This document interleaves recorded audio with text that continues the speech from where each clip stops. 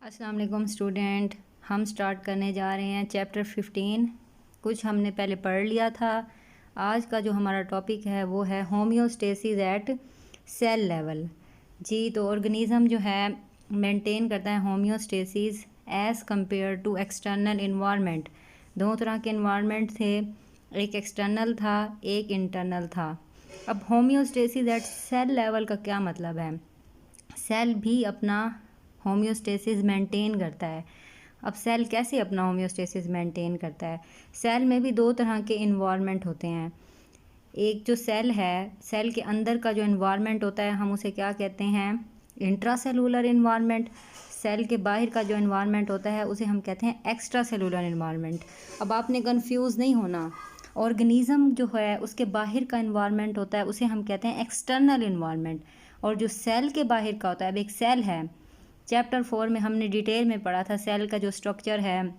Cell membrane होती है, उसके अंदर सारी ऑर्गेनेलीज प्रेजेंट होती हैं। अब एक सेल है, सेल मेम्ब्रेन के बाहर का जो स्ट्रक्चर होता है, सेल मेम्ब्रेन के बाहर का, उसे हम क्या कहेंगे? Extra cellular environment.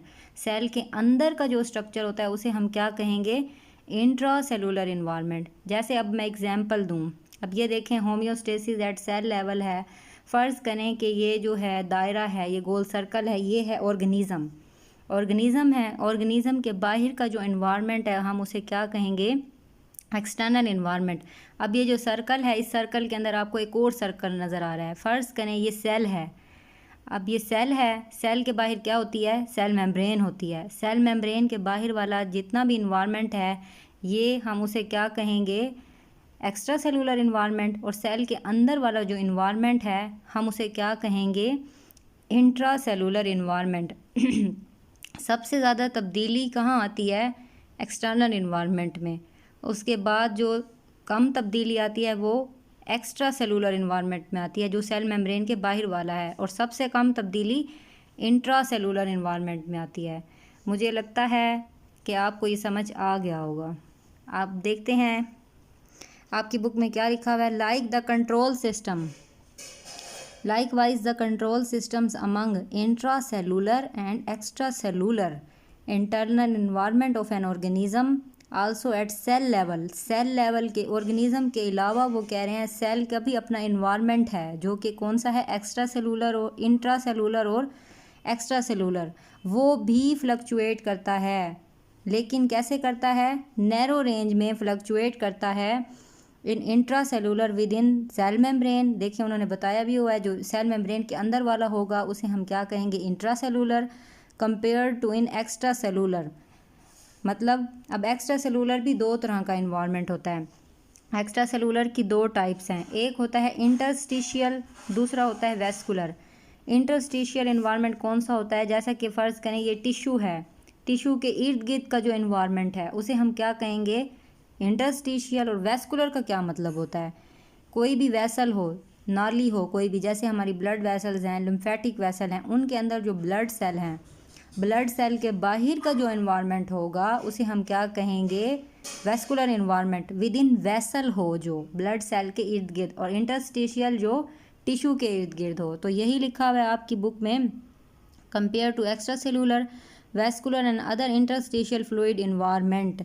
अब ये देखें जो ऑर्गेनिज्म है उसमें जो इंटरनल इन्वायरमेंट चेंज होता है वो एक्सटर्नल इन्वायरमेंट को देख के चेंज होता है विद इन नैरो रेंज। ज़ाहिर सी बात है एक्सटर्नल इन्वायरमेंट में जो तब्दीली आएगी अंदर भी तो आएगी ना, लेकिन थोड़ी बहुत आएगी।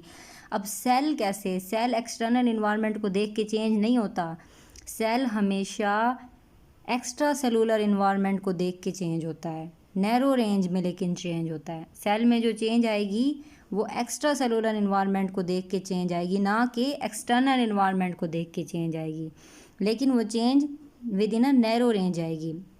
आगे क्या लिखा हुआ है? Here in addition to solute and water various essential metabolites hormones are kept in required range. मतलब इनकी भी रेंज रखी जाती है उतनी जितनी इनकी ज़रूरत हो।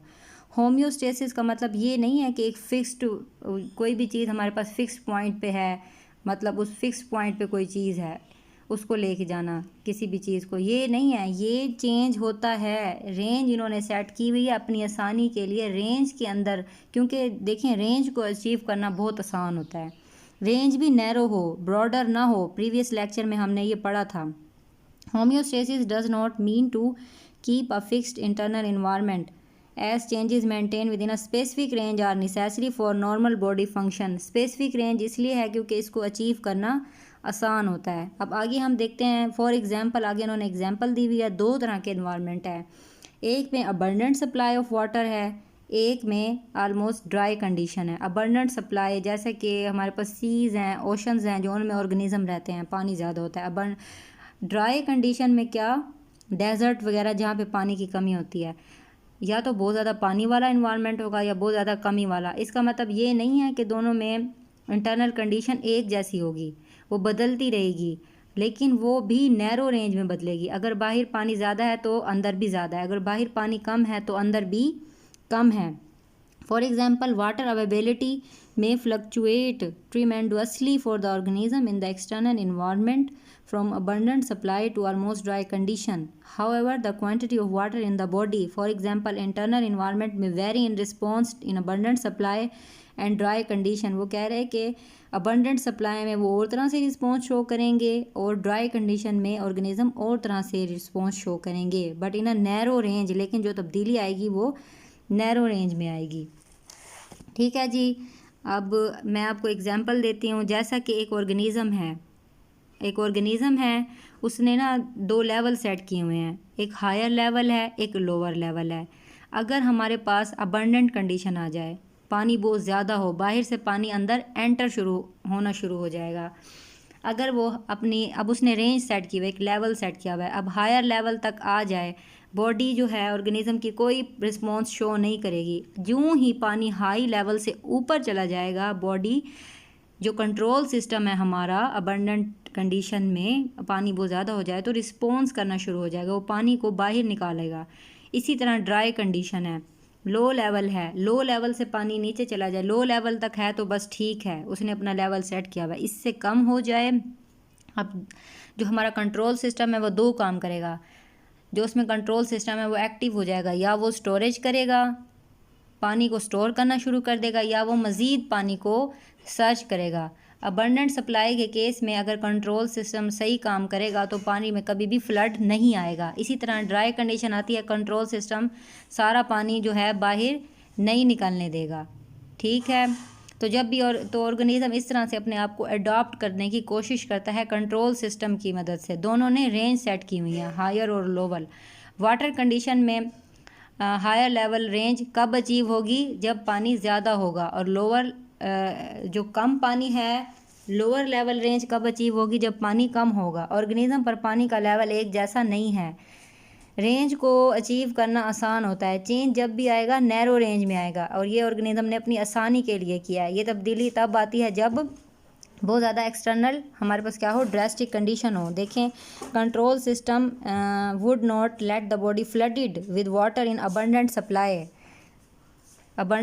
इस तरह, and also not to dehydrate in dry condition.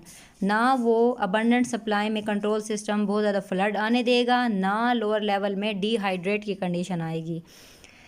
Furthermore, adaptation to lower level of range in dry conditions and to higher level of range in abundant supply of water is good for the organism. ये organism के लिए ठीक है, मतलब बहुत ज़्यादा पानी और बहुत ज़्यादा कमी, उन्होंने अपने अपने सिस्टम सेट किए हुए हैं, और ये फ्लक्चुएट करते रहते हैं। कब, जब बहुत ज़्यादा ड्रास्टिक एक्सटर्नल फ्लक्चुएशन हो। अब जैसे बाहर का टेम्परेचर हो जाए 47 से 48, तो हमारी बॉडी का टेम्परेचर भी बदलेगा, ज़्यादा से ज़्यादा 38 तक जाएगा, जो हमने एक रेंज सेट की हुई है। अगर बाहर टेम्परेचर हो जाए 15 डिग्री, बहुत कम हो जाए, तो हमारे अंदर का टेम्परेचर भी बदलेगा, लेकिन कम से कम 36 तक जाएगा। इस तरह ऑर्गेनिज्म ने अपनी अडाप्टेशंस सेट की हुई हैं ये, और ये फ्लक्चुएशंस हमारी बॉडी के लिए बहुत ज़्यादा ज़रूरी हैं। ठीक है जी, ताकि ऑर्गेनिज्म आसानी से अपनी ज़िंदगी गुजार सकें और सारे बॉडी का उनका सिस्टम परफॉर्म होता रहे। होप सो आपको ये समझ आ गया होगा। बस इसमें दो बातें हैं कि ऑर्गेनिज्म ने जो रेंज सेट की हुई है वो अपनी आसानी के लिए सेट की हुई है। दो तरह के इन्वायरमेंट होते हैं, सेल के भी, क्योंकि सेल ने भी तो अपना इन्वायरमेंट चेंज करना है, लेकिन सेल हमेशा जो अपना इंट्रा सेलुलर इन्वायरमेंट है वो एक्स्ट्रा सेलुलर के लिहाज से चेंज करता है, और ऑर्गेनिज्म अपना इंटरनल इन्वायरमेंट एक्सटर्नल इन्वायरमेंट के लिहाज से चेंज करता है। नेक्स्ट कल वाला जो हमारा टॉपिक है जो हम कल पढ़ेंगे वो बहुत इंपॉर्टेंट है, फीडबैक और नेगेटिव फीडबैक मैकेनिज़्म।